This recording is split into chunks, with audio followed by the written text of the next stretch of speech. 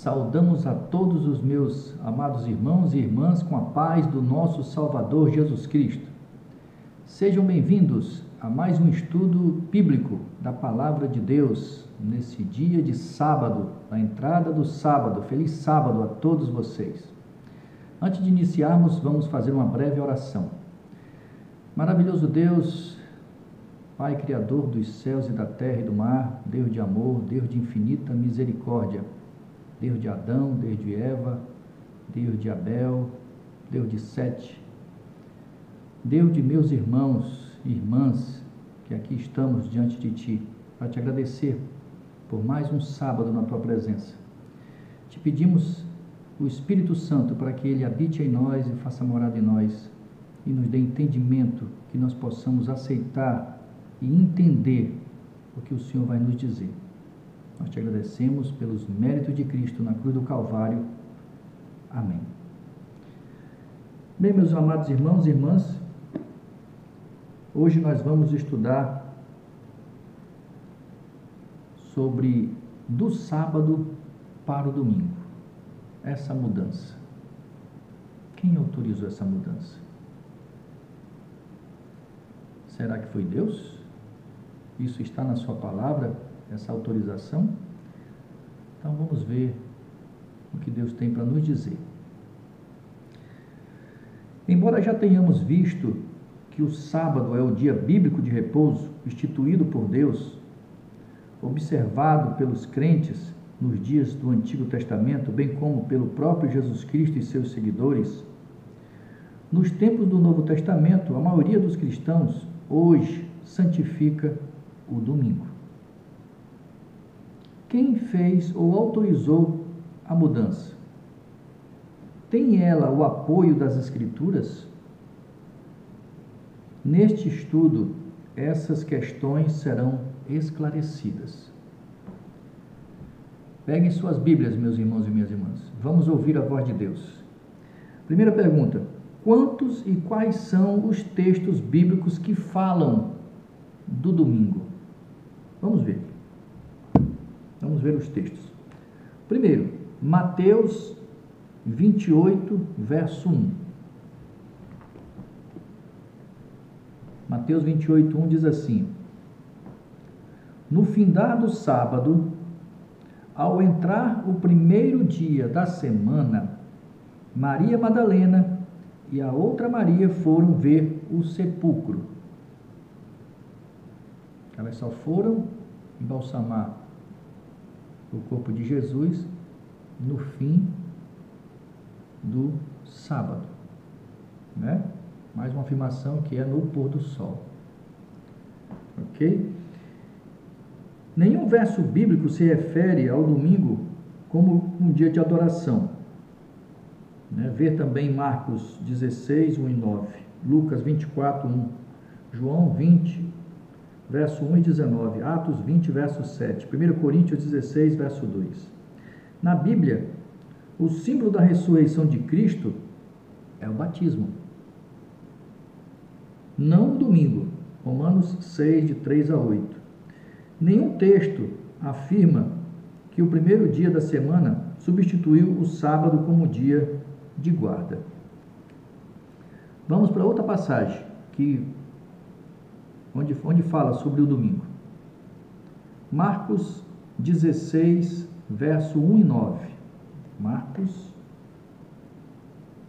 16, 1 e 9. 1.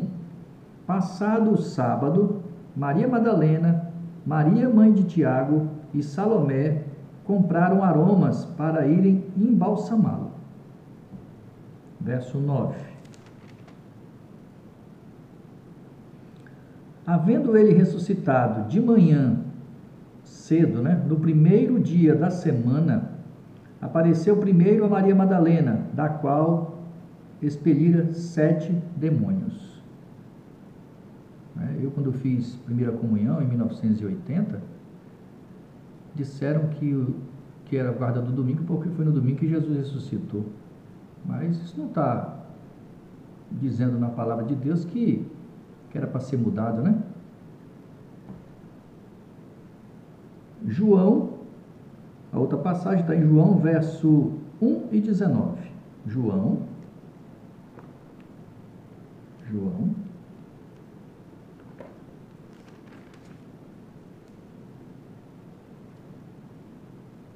20, né? João 20, verso 1 e 19. No primeiro dia da semana, Maria Madalena foi ao sepulcro de madrugada, sendo assim escuro, e viu que a pedra estava removida. 19. Ao cair da tarde daquele dia, o primeiro dia da semana, trancadas as portas da casa onde estavam os discípulos, com medo dos judeus, veio Jesus, pôs-se no meio e disse-lhes: paz seja convosco. Mais uma afirmação que a maioria seguem tradições de homens, né? Que é meia-noite que começa o dia, né? Outra passagem, Atos 20, versículo 7. Atos, um pouquinho para frente. 20, verso 7. No primeiro dia da semana, estando nós reunidos com o fim do partir do pão, Paulo, que devia seguir viagem no dia imediato, exortava-os e prolongou o discurso até a meia-noite. Então aqui eles disseram, tem gente que distorce essa passagem anterior que eu li, que os discípulos estavam reunidos com medo. Eles disseram que eles estavam reunidos porque estavam guardando o domingo. Eles estavam reunidos porque estavam com medo. Acho que vocês lembram há pouco, eu falei essa passagem, né? Me veio à mente 1 Coríntios 16, 2. 1 Coríntios, um pouquinho para frente, versículo 16, verso 2. No primeiro dia da semana, cada um de vós ponha da parte em casa, conforme a sua prosperidade, e vá juntando, para que se não façam coletas quando eu for. Ok? Então, eu li todas as passagens onde falam do domingo, né? E é dito como o primeiro dia da semana. Quantos e quais são os textos bíblicos que falam do domingo? Nenhum desses 8 textos refere-se ao domingo como dia de adoração. Acho que ficou bem claro para mim e para você, meu irmão, minha irmã. Na Bíblia, o símbolo da ressurreição de Cristo é o batismo e não o domingo. Romanos 6, de 3 a 8. Então, vamos para a segunda questão. O que ocorreria na igreja cristã antes da volta de Cristo? Como Deus sabe de tudo, né? Vamos ver o que ele disse aqui. 2 Tessalonicenses, um pouquinho para frente, depois de Colossenses, em primeiro, 2 Tessalonicenses 2, 3 e 4. 2, 3 e 4. Diz assim: ninguém de nenhum modo vos engane. Presta atenção que Deus está falando para nós. Ninguém de nenhum modo vos engane, porque isto não acontecerá sem que primeiro venha a apostasia e seja revelado o homem da iniquidade, o filho da perdição, o qual se opõe e se levanta contra tudo o que se chama Deus, ou é objeto de culto, a ponto de assentar-se no santuário de Deus, ostentando-se como se fosse o próprio Deus. Está muito claro para mim e para vocês, não está, meu irmão, minha irmã? Quem é que se ostenta nesse mundo, perdoando pecados e querendo ser adorado? Só não vê quem não quer. Só não aceita advertência quem não quer.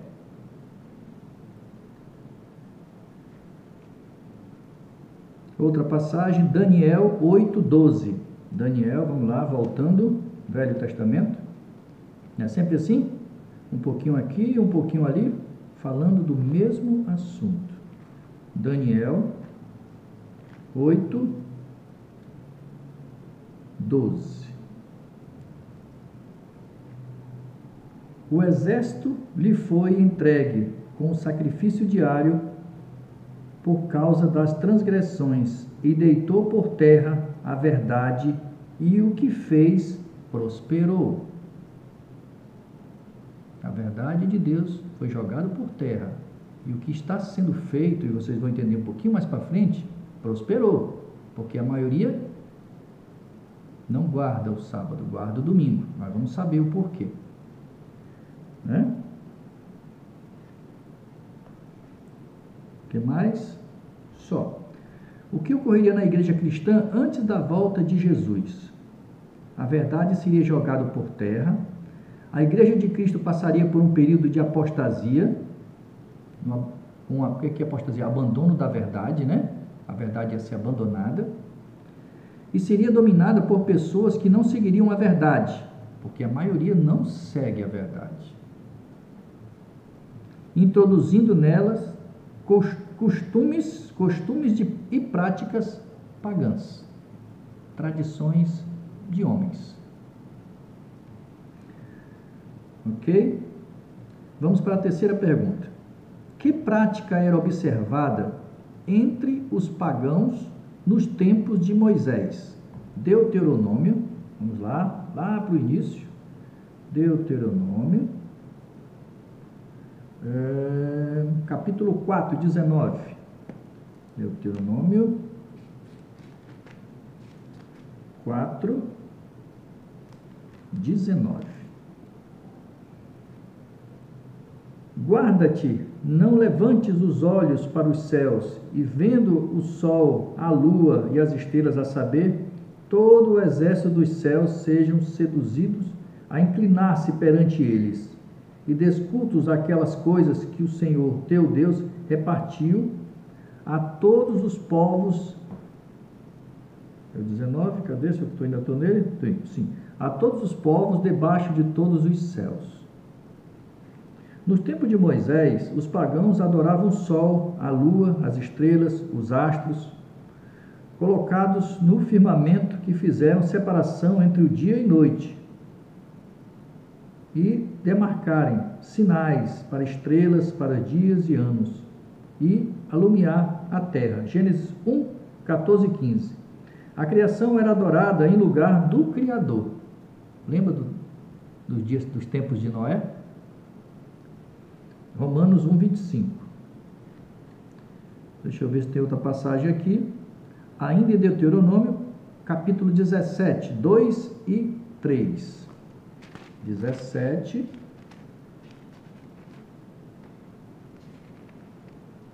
2 e 3. Diz assim: quando no meio de ti, em alguma das tuas cidades que te dá o Senhor teu Deus, se achar algum homem ou mulher que proceda mal aos olhos do Senhor teu Deus, transgredindo a sua aliança, que vá e sirva a outros deuses, e os adore, ou ao sol, ou à lua, ou a todo o exército do céu, o que eu não ordenei. Ele não ordenou. Então, que prática era observada entre os pagãos nos tempos de Moisés? Era a adoração dos astros. Será que hoje ainda é assim? Que costume havia entre o povo de Deus nos tempos de Moisés? Êxodo 16, 22. Êxodo 16, 22 e 23. Diz assim: ao sexto dia, colheram o pão em dobro, 2 gomeres para cada um. E os principais da congregação vieram e contaram a Moisés. Respondeu-lhes ele: isto é o que disse o Senhor: amanhã é repouso, que é o sábado, o santo sábado do Senhor. O que quiserdes cozer no forno, cozei-o, e o que quiserdes cozer em água, cozei-o em água, e tudo o que sobrar, separai, guardando para a manhã seguinte. Ao longo da história, o povo de Deus continuou a obedecer os mandamentos conforme registrados em Êxodo 20, de 3 a 17. A santificação desse dia era acompanhada pelo milagre semanal do maná, que caía em dobro no sexto dia, que era sexta-feira, né, da semana, preservava-se para o dia seguinte e não caía no sétimo dia. Guardar o sábado é sinal de que pertencemos a Deus. Êxodo 20, verso 12. 23. Outra passagem está em Atos 15, 21. Atos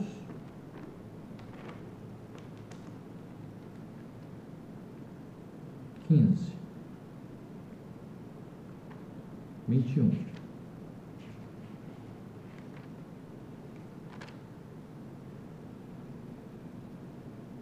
Porque Moisés tem em cada cidade, desde tempos antigos, os que o pregam nas sinagogas, onde é lido todos os sábados. Então, que costume havia entre o povo de Deus nos tempos de Moisés? A observância do sábado. Que hábito Jesus e os apóstolos Paulo tinham em comum? Lucas 4,16.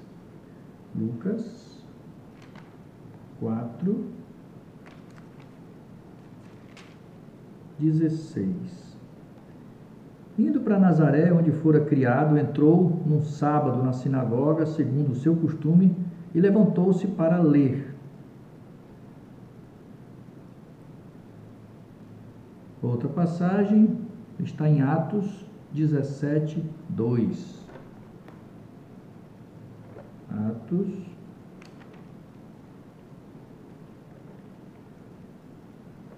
17, verso 2. Paulo, segundo o seu costume, foi procurá-los e por 3 sábados arrazoou com eles acerca das Escrituras. Assim como Jesus, Paulo tinha o costume de participar ativamente dos cultos nas sinagogas, Lucas 4,16, ao sábado, pregando e ensinando das leituras bíblicas. Jesus e Paulo extraíam lições espirituais, práticas que atraíam as pessoas a ouvi-los. Então, que hábito Jesus e o apóstolo Paulo tinham em comum? Eles observavam também o sábado. Sexta pergunta: como Jesus considera certas práticas cristãs que não têm fundamento bíblico? Marcos 7. Volta só um pouquinho. Marcos 7. Marcos 7, de 6 a 8 e depois só o verso 13. De 6 a 8. Marcos 7, 6 a 8. Então diz assim: respondeu-lhes: bem profetizou o Isaías a respeito de vós, hipócritas, como está escrito: esse povo honra-me com os lábios, mas o seu coração está longe de mim. E em vão me adoram, ensinando doutrinas que são preceitos de homens, negligenciando o mandamento de Deus. Guardais a tradição de homens. E disse ainda, jeitosamente: rejeitais o preceito de Deus para guardardes a vossa própria tradição. É isso aí, meu irmão, meu irmão. E o 13: invalidando a palavra de Deus pela vossa própria tradição, que vós mesmos transmitistes, e fazeis muitas outras coisas semelhantes. Isso é uma coisa que é transmitido de pai para filho, para avó, bisavó, e o erro continua. Isso tem que ser quebrado, meu irmão, minha irmã. Isso tem que ser quebrado. Muitas vezes nós temos maldição na nossa família, sabe, desastre, coisas terríveis, porque são coisas que a gente não rompe porque não buscamos a palavra de Deus. Nós temos que quebrar isso aí, buscando o Senhor, romper com tradições humanas.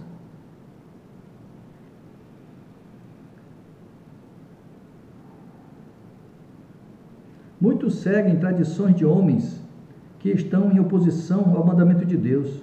Jesus, nosso exemplo, baseou-se unicamente nas Escrituras para saber o que é certo ou errado. Mateus 4, de 1 a 10. Para Jesus, ensinar doutrinas e preceitos humanos é uma adoração vã. A observância do domingo, assim como muitas tradições religiosas da época de Jesus, significam seguir um mandamento humano, portanto, não é aceitável a Deus. Deus fica irado. Ele não aceita isso. Então, como Jesus considera certas práticas cristãs que não têm fundamento bíblico e em vão me adoram, ensinando doutrinas que são preceitos de homens. Vou ler para vocês aqui, a 7ª pergunta diz assim: quem ordenou a guarda do domingo e quando isso aconteceu? Isso aqui é história, tá? É fato. Nós podemos pesquisar, não vai ter desculpa para nenhum de nós. Nós temos a internet, nós temos a mídia, nós temos qualquer informação nas nossas mãos. Olha o que diz aqui.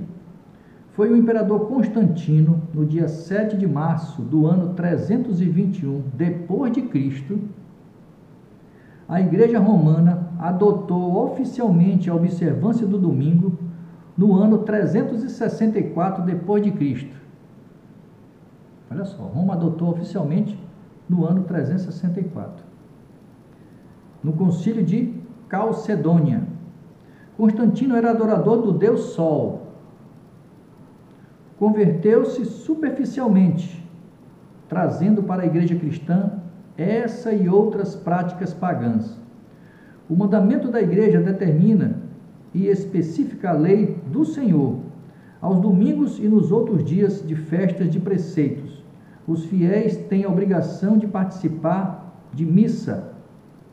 Isso aqui está no Catecismo da Igreja Católica, edição revisada, de acordo com o texto oficial em latim, edição Loyola, 10ª edição, julho de 2000. Isso está na página 570. Tá? Vocês podem pesquisar isso aqui. Isso é história, é fato. Tá? E está aí para todo mundo ver que a maioria das igrejas, todo dia se cria novas igrejas, onde a palavra de Deus é somente uma. E todo dia se cria igreja. E o povo cego. Cego seguindo cego. Vamos para a 8ª questão. Quem instituiu a observância do sábado e quando isso ocorreu? Gênesis 2, de 1 a 3.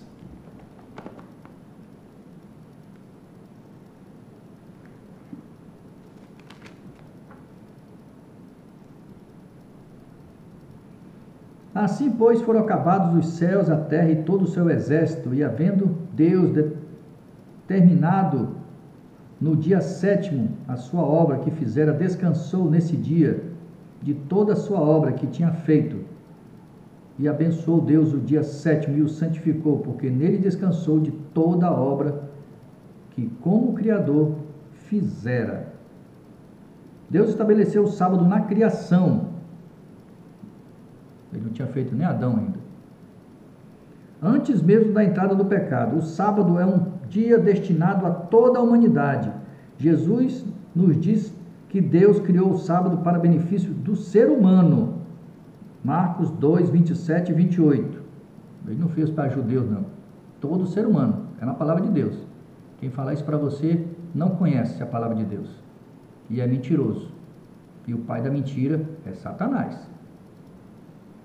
E nos concedeu esse dia de descanso e comunhão como presente. Na semana da criação, Deus colocou sobre o sábado um diferencial tríplice: descanso, bênção e santidade.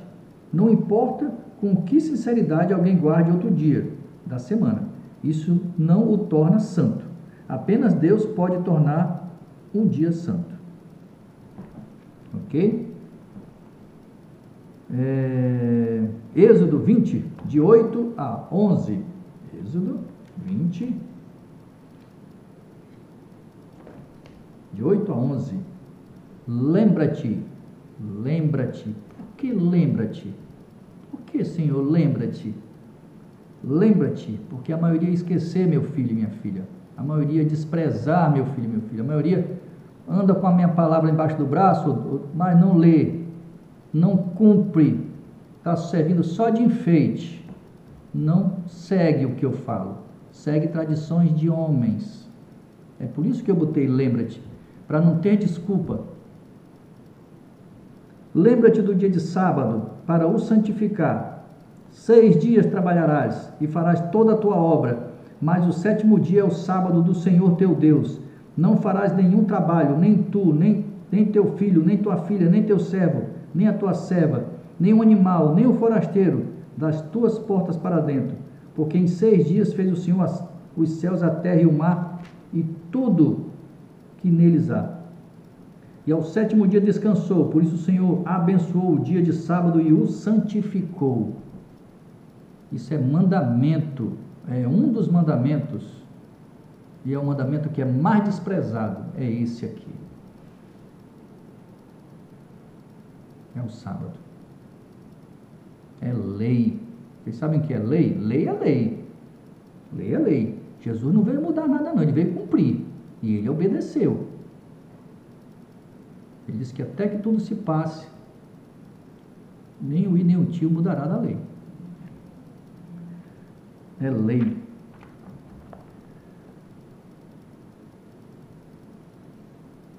O que mais? Só, resposta. Quem instituiu a observância do sábado e quando isso ocorreu? Foi Deus na criação. Na criação. Mas Deus descansou por quê? Ele cansa? Deus não cansa. Ele fez isso para a gente seguir o exemplo dele. Sejam meus imitadores, está na palavra de Deus. Quem deve ter prioridade em nossa obediência? Quem deve ter prioridade? Atos 5:29. Atos, Novo Testamento. Atos 5:29. Então Pedro e os demais apóstolos afirmaram: antes importa obedecer a Deus do que aos homens. Devemos rejeitar as tradições e os mandamentos humanos que nos desviam da verdade. A lei é um guia de conduta que nos protege de dor e sofrimento em nossas relações.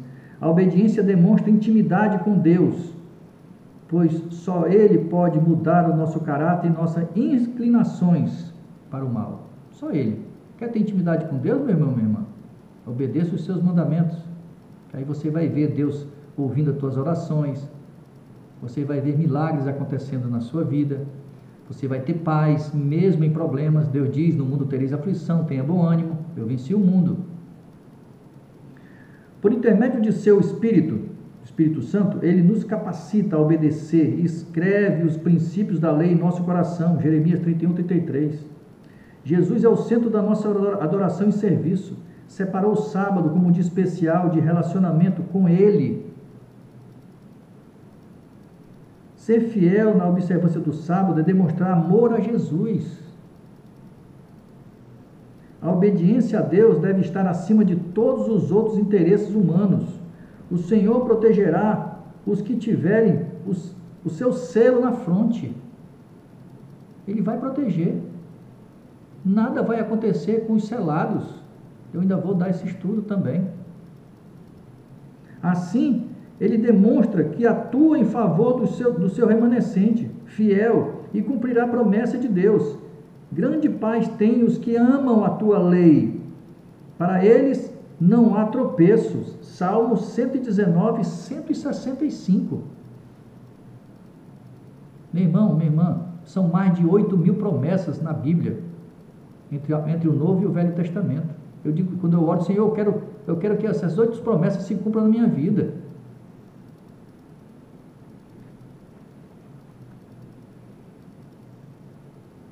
Tito 1,14. Tito 1,14. Tito 1,14 diz assim: e não se ocupem com fábulas judaicas, nem com mandamento de homens desviados da verdade. Meu irmão, minha irmã, são milhares desviados da verdade. São mais de 44 mil denominações diferentes. 44 mil, estou falando de 44 mil nome de igreja diferente. E quantas pessoas frequentam essas igrejas? É verdade que Deus tem pessoas sinceras nessas igrejas. Mas elas vão ter que tomar uma decisão. Elas têm que examinar as Escrituras. Quando a porta da graça se fechar, meu irmão, minha irmã, acabou. Vai ser como nos dias de Noé, está escrito em Mateus. A maioria vai se perder. Então vocês não acham que aquela maioria dizia que amava a Deus? Com certeza diziam que amava a Deus. Como eu dizia, quando eu não conhecia e seguia tradições de homens. Eu achava que amava a Deus. Como eu vou amar a Deus? Se eu não guardava os seus mandamentos, como está aqui, em 1 João, capítulo 2, isso aqui está até... Filhinhos meus, estas coisas vos escrevo, capítulo 2, verso 1, para que não pequeis. Se alguém pecar, temos um advogado junto ao Pai, Jesus Cristo, o justo. E ele é a propiciação pelos nossos pecados, não somente pelos nossos próprios, mas ainda pelo do mundo inteiro. Ora, sabemos que o temos conhecido. Por isso, se guardamos os seus mandamentos. Se eu conheço Deus, eu guardo os mandamentos dele. É o que está sendo dito. Se você conhece Deus, você guarda os mandamentos dele, né? Aquele que diz que conhece e não guarda os seus mandamentos é mentiroso, e nele não está a verdade. Aquele, entretanto, que guarda a sua palavra, nesse verdadeiramente tem sido aperfeiçoado o amor de Deus. Nisto sabemos que estamos nele. Aquele que diz que permanece nele, esse também deve andar assim como ele andou. 2 verso 7. Amados, 1 João, né? Não vos escrevo mandamento novo, senão mandamento antigo, o qual desde o princípio tiveste. Esse mandamento antigo é a palavra que ouviste. É um mandamento antigo. Não vai ter desculpa, meu irmão, minha irmã. Ah, foi o... Olha o Adão. Cadê tu, Adão? Deus atrás de Adão. Ah, Senhor, foi a mulher que tu me deste. Assim vai ser com os perdidos. Senhor, foi o pastor. Eu confiei no pastor. Deus falou o que para Adão? Tu vai morrer. Tu vai sofrer, tu vai trabalhar, tu vai tirar do suor do teu corpo aí, tu vai ralar. E a mulher? Foi a cobra. Você vai morrer também. A dor do parto é castigo. Tu vai sentir dor de parto. E assim vai ser para os ímpios. Senhor, foi o pastor. Senhor, foi o meu irmão que me passou a informação. Eu confiei nele. Eu disse, o que eu disse para você? Para examinar as escrituras criteriosamente, como está na King James.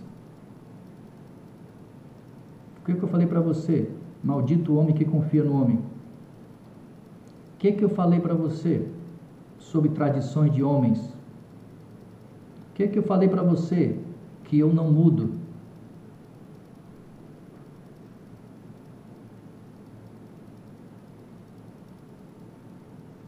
O que eu falei para você? Que a minha palavra é a verdade.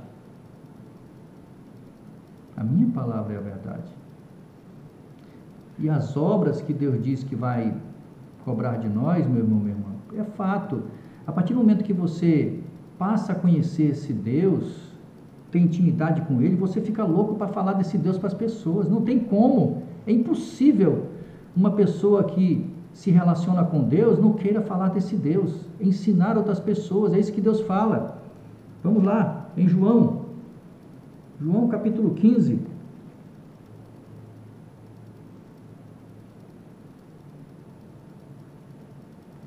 João 15. Diz o quê? A videira e os ramos. Eu sou a videira verdadeira, verso 1, e meu pai é o agricultor. Todo ramo que estando em mim não der fruto, ele o corta. Não tem como, meu irmão, minha irmã. A gente estando em Jesus, a gente vai dar fruto. A gente vai querer falar, a gente vai ter obras. A gente vai ter obras.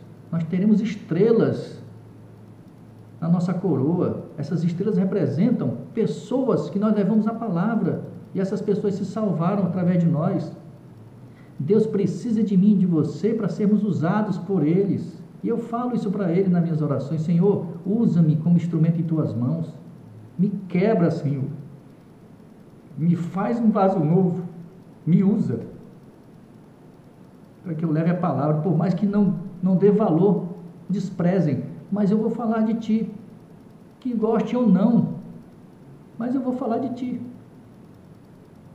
vou falar o que está escrito, não o que eu penso, o que eu acho, para que depois eu não seja cobrado. Você passou uma informação mentirosa, você enganou, eu não quero ser enquadrado lá em Jeremias 23, porque não se aplica só em pastores, mas naqueles que ensinam também errado.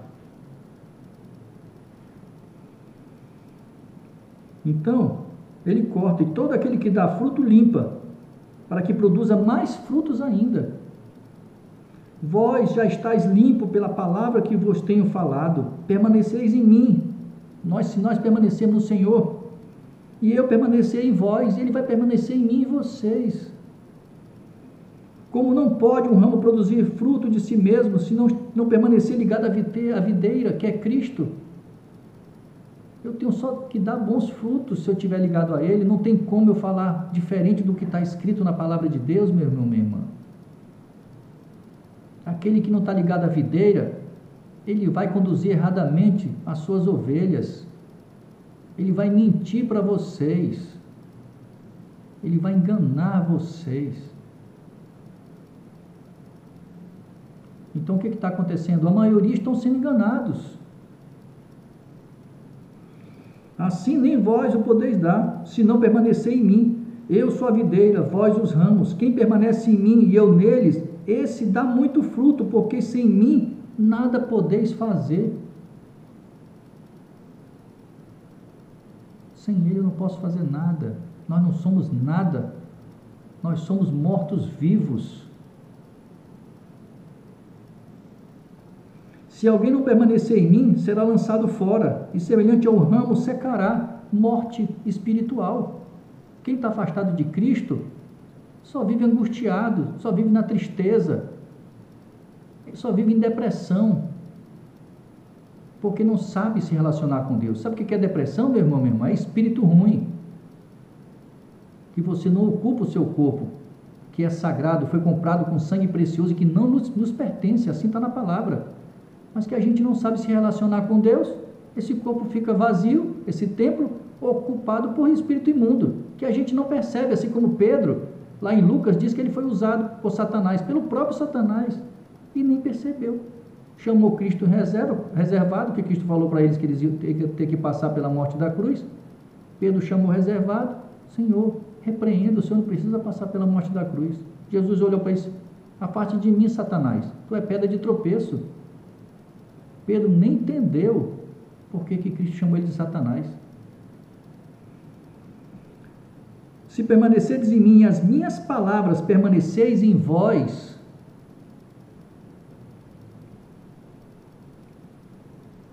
pedireis o que quiser e vos será feito. Isso é promessa, meu irmão. Isso é promessa. Pedireis o que quiser, Deus vai te atender. Eu quase perdi minha mãe para a pandemia. Eu fiquei desesperado. Minha mãe ficou quase 2 meses entubada. Paralisou os rins.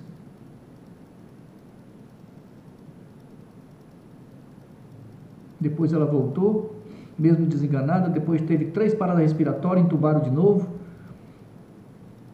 Eu clamava para o Senhor. Eu oferecia até minha vida. Minha irmã fez promessa, cortou o cabelo. Não conhece a verdade. Deus não quer teu cabelo não, meu irmão e minha irmã. Minha irmã raspou a cabeça depois que a minha mãe se curou. Não é isso. Não é corrente que vai fazer a gente lidar com Deus. Não é promessas sem fundamento. Cortar cabelo, você andar de joelho 2 quilômetros, 4 quilômetros, não conhece a verdade.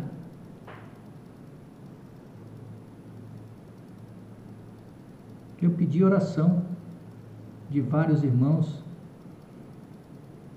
e eu também orei. Eu digo, Senhor, não é possível que eu vou pedir oração para um monte de gente. Alguém o Senhor vai ouvir, porque só Deus só ouve oração, meu irmão, minha irmã, de justos. Mas aquele que está do lado errado, mas se recorre ao Senhor, de coração aberto, se humilhando ao Senhor, Ele vai te ouvir. Mas aquele que está em pecado, em adultério, Ele não vai ouvir não. De jeito nenhum. Minha mãe está aí, viva pela honra e glória do Senhor, se recuperando. Minha mãe nem não se mexia nada, nem um dedo, nada, nem falava.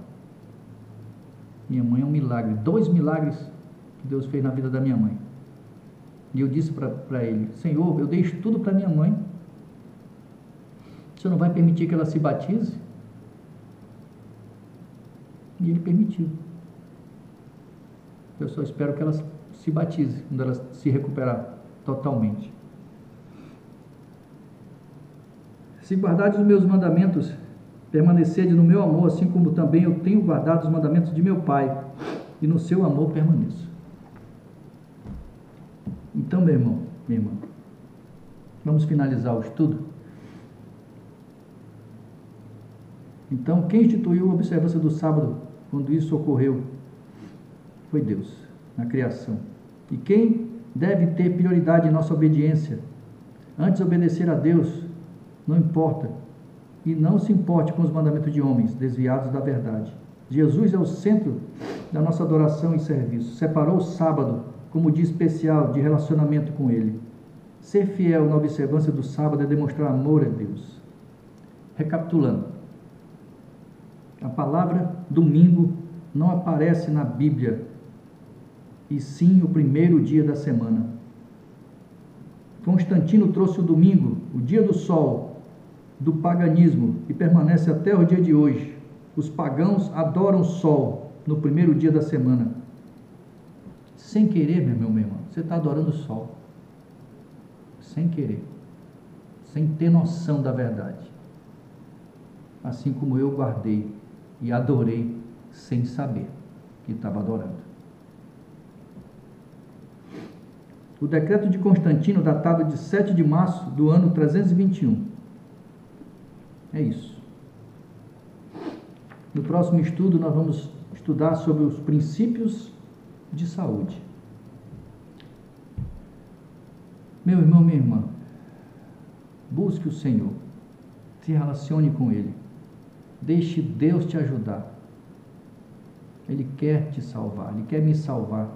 A gente só tem que permitir, a gente só tem que examinar as Escrituras e obedecer.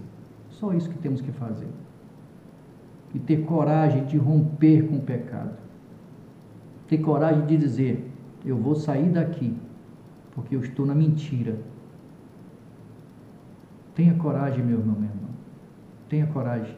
Você, meu irmão, que mora no Brasil, que é estrangeiro ou que está no exterior, tenha coragem de seguir verdadeiramente o Criador do Universo. Porque sem saber, nós estamos adorando um Deus derrotado, que é Satanás.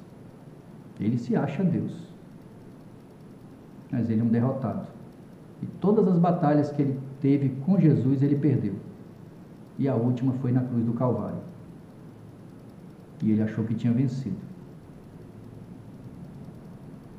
Que Deus te abençoe que Deus continue te abençoando, mas abra seu coração para Ele. Feliz sábado mais uma vez, meu amado e minha amada. Agradeça a Deus pela vida e por mais um sábado na presença dEle. Amém.